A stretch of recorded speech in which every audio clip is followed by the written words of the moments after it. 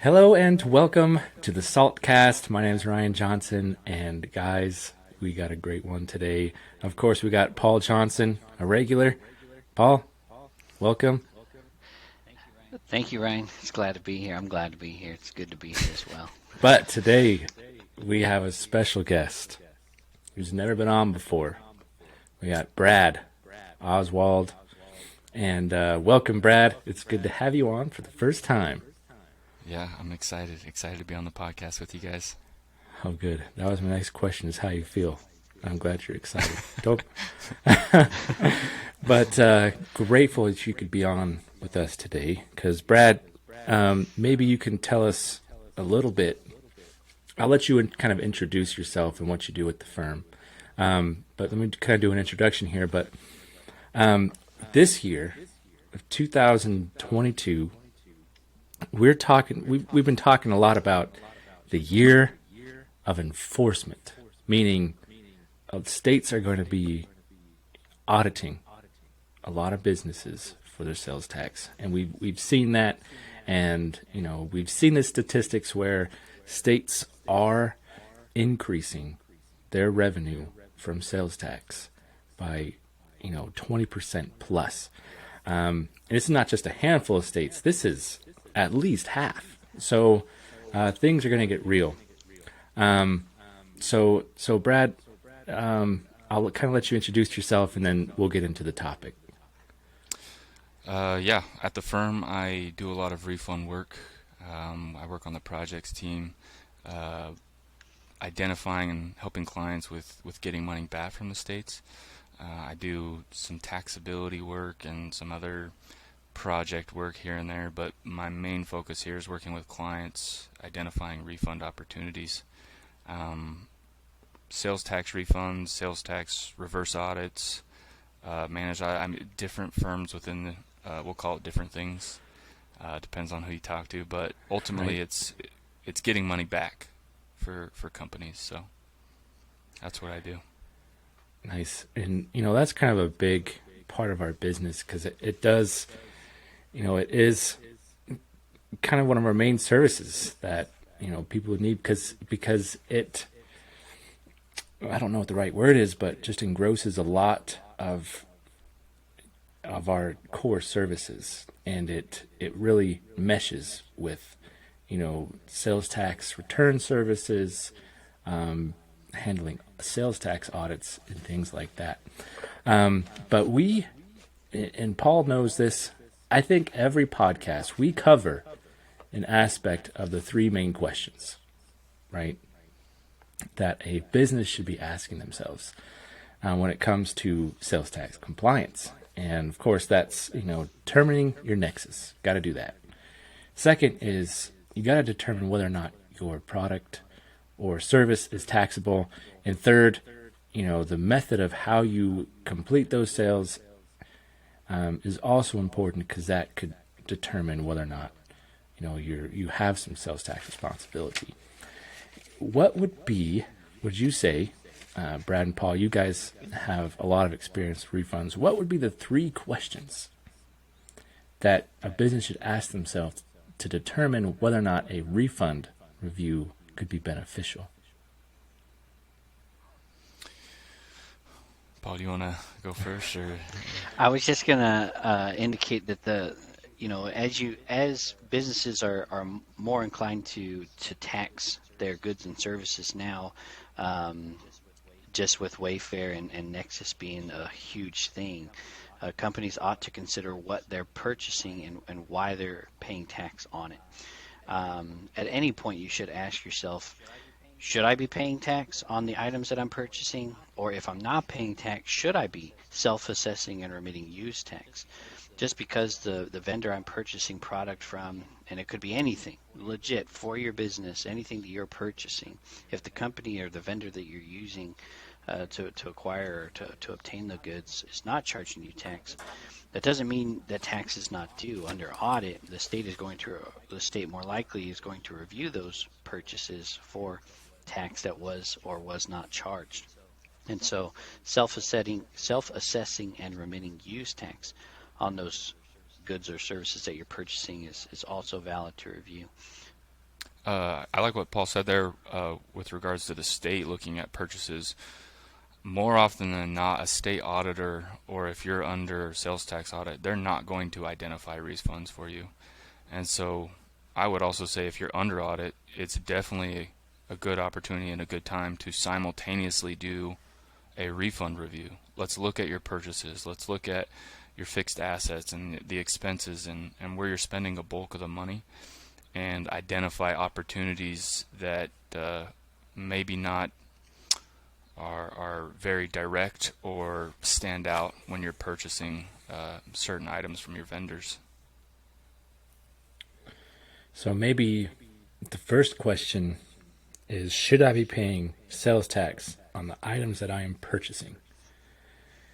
And what kind of Nobody wants to self-assess and remit use tax. I think when I purchase something, I purchased a new computer from a website that didn't charge me tax. And that's one of the reasons why I went to that website to buy it, because I knew I could save hundreds of dollars, right, on this thousands of dollar computer. And so by avoiding having to pay an extra, 6.5%, 6.75% where I live, I mean, that's big money. And companies have this discussion and argument internally, and on our What's Next calls, we have this discussion as well, where clients are like, I don't want to charge tax, because if I charge tax, then I'm now charging more for my service or my good, and so the customer is going to go somewhere else where they don't have to pay tax. But we're going to see more or less and less and less than that. I predict over the next year to 2 years, because of the impact that the legislation changes have had on businesses. Yeah, that's interesting that you bring up the use tax accrual. Having worked on a sales tax refund, we saw a business that was accruing use tax on top of items that were being charged sales tax. And another reason to just review your purchases, review your use tax accruals, and why you're accruing that use tax, how you came up with that. And oddly enough, this one was making purchases from out of state into another state, so there's a rate differential. And I mean, refunds reviews are great. There's just so many things that turn up because of it, and especially like Paul was saying earlier with Wayfair, everybody's going to start charging sales tax, so it's a good idea when you're purchasing to have a refund review. That's interesting. So we say items, but what could these items be? Like, is it like equipment? Could it be like software? Could it be like intangible things as well? D, all the above, Bob. Excellent. It doesn't matter what you're purchasing. When I talk with even my own friends and neighbors about what I do, I let them know that I consult in the sales tax world, and everybody is impacted by sales tax, because you're either buying something or selling something. And oftentimes, when you're buying something, the vendor may charge you tax just because they assume you're the end user, but you could be further reselling it for further consumption, or to somebody else, or for further fabrication, or what have you. So it's just important to review what you're purchasing, and are you paying tax on it or not. I think that's a valid number one. Is what I'm purchasing subject to tax, and am I paying tax on it? I guess not is it subject to tax, but is what I'm purchasing taxed, and am I paying tax on it? That makes sense. Complete sense. Yeah, makes perfect sense. All right, so that's question number one. So what would you guys say would be question number two?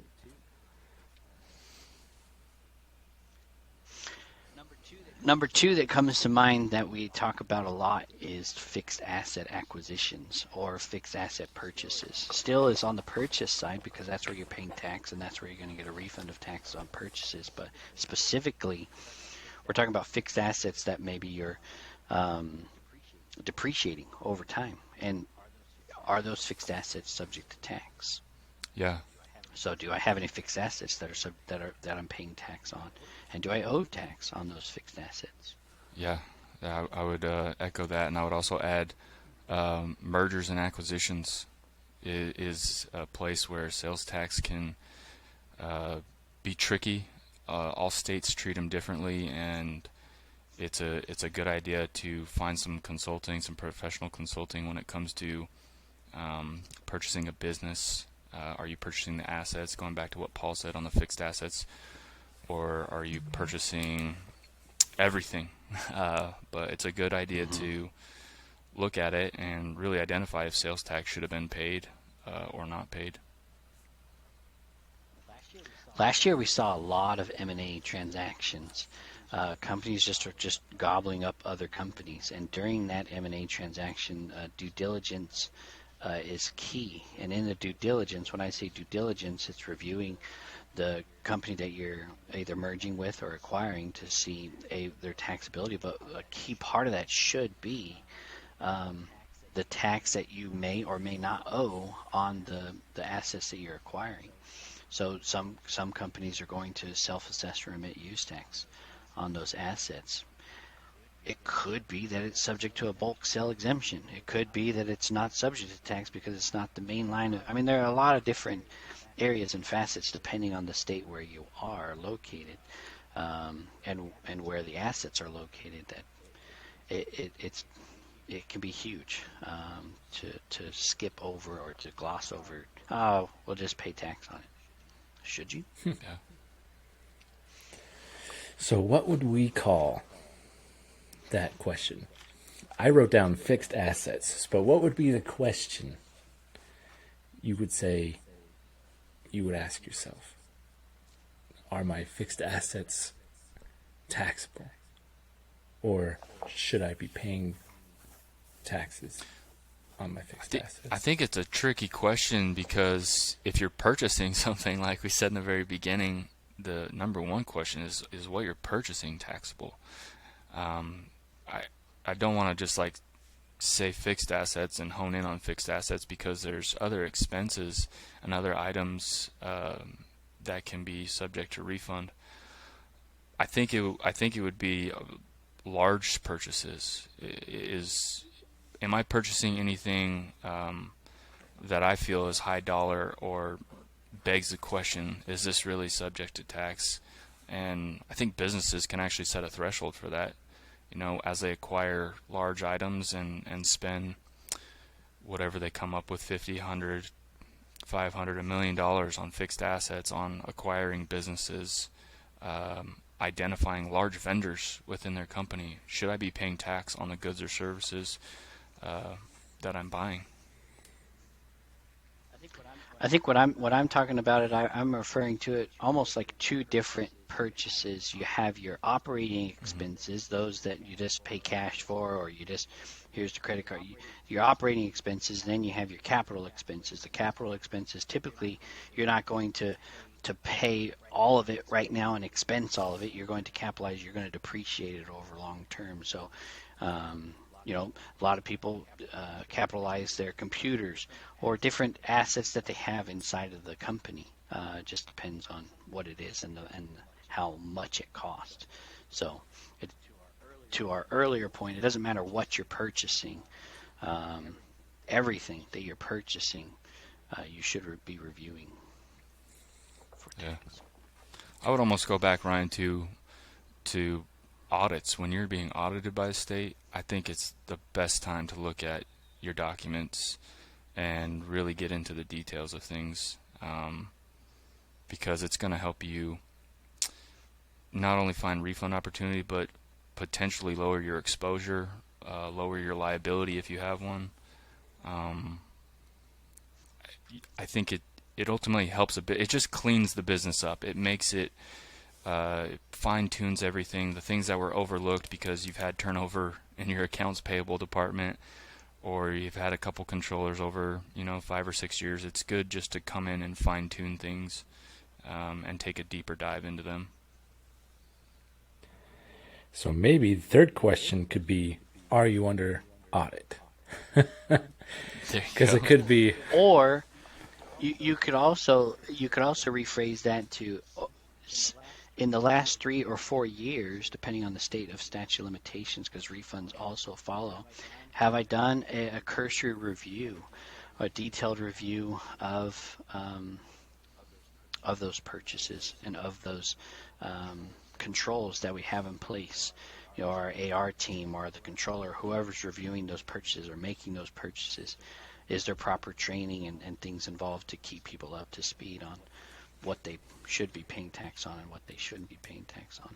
I'm just reminded of a company that we did a refund review for, and the gals in the AR department and AP department had been there for like 30 plus years.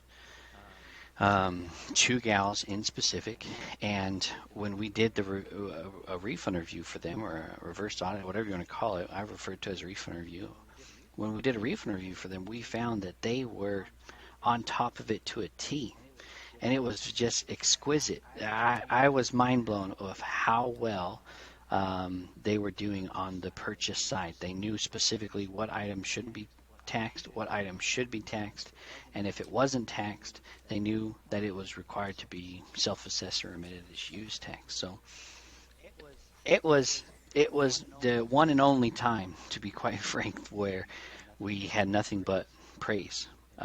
And so just reviewing it over a 3 or 4 year period, I would recommend just doing a cursory review and double checking over a 3 year period, because that's how far back you can typically go on refund. Yeah, I I like that, and Brad, I like what you said. It's kind of like cleaning up.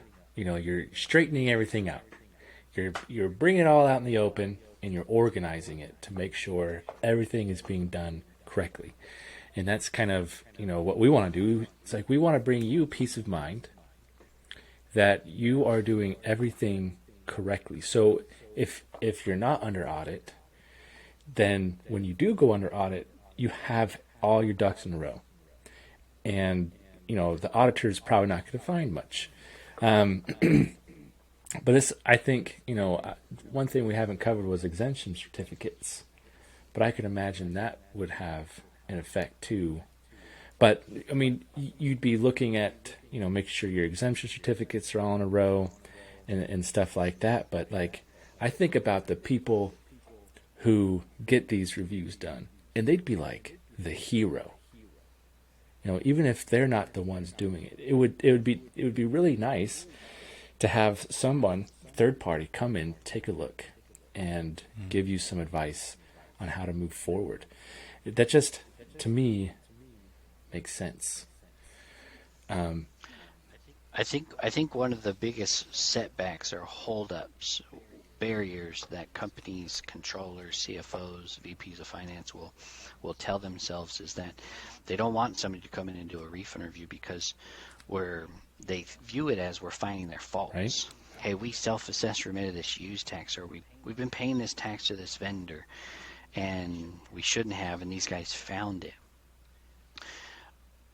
Yeah, I mean, I definitely can see that argument, but more importantly, it's, hey, every 3 years we're going to have this crew come in and make certain that we're doing things like we should, and they're going to be doing the review focused specifically in this area because that's their level of expertise, while I'm focused more importantly on saving the company and making certain that processes and controls are in place to prevent that. And through this process, we also teach and educate and provide the necessary certificates or things that should be in place to prevent it from happening in the future. And so it's one of the things we talk to controllers and VPs of finance, CFOs, so on and so forth, specifically about, because it's not that you're a terrible person because you're doing it this way. No, it's just it's simple little things with a little bit of attention and with an expert in the field involved in the process that can bring a lot of benefit and value to you as a company. Now, if you wait 5 years, 10 years, and stuff rolls off the statute, yeah, that's not going to be as good of news to the CEO or owner of the company. Yeah, we should have done this 5 years ago. We could have captured all of this. So, and it adds to the bottom line. Going back to what Paul said, I don't know why they're so put off by it. I think anybody should understand in business you have the financial reporting. You're doing payroll biweekly. You're doing check runs. You're doing all these things. You're trying to do internal analysis and internal reporting based on your benchmarks. And so sales tax is kind of I would say like an afterthought, especially with regards to your purchases. Am I being charged sales tax? Okay, good. Should be covered. Unless you have a team that's dedicated to it, there's no shame in asking for a third-party help, especially people who've done it for years and years and years. And it just cleans everything up and ultimately adds to the bottom line. It's gonna make it's money in your pocket. So it's adding to your margins, it's adding to your net income, however you want to look at it. It's gonna just be adding to the company. So one of the sayings that our CEO Jason Parr constantly says is that collaboration builds confidence, and there's not any more confidence that you'll be able to gain than by allowing a company, Peisner, whoever it may be, to come in and do a review of your purchases, because through that process you'll be able to collaborate, bounce questions off of, get a third party to review, and build some confidence as to, yeah, we're doing fantastic, congratulations everybody, you're doing great, or no, we got some changes that we need to make. It can be hard to swallow, but what's most important is that we captured it and are able to obtain a refund, and then do it right going forward. Yeah, and we make it really simple. I mean, you can email us, call us, sign for a What's Next call. We'll get you guys rolling, and we'll send Brad right out to you. Brad's going to come knock on your front door and help you out. I don't mind travel. Paul doesn't like traveling so much, but I'll travel. Yeah, I'll come see you guys. So thanks again, Brad, for coming on with us today. And Paul, always a pleasure. And we hope to see you guys in another one. Thanks, Ryan.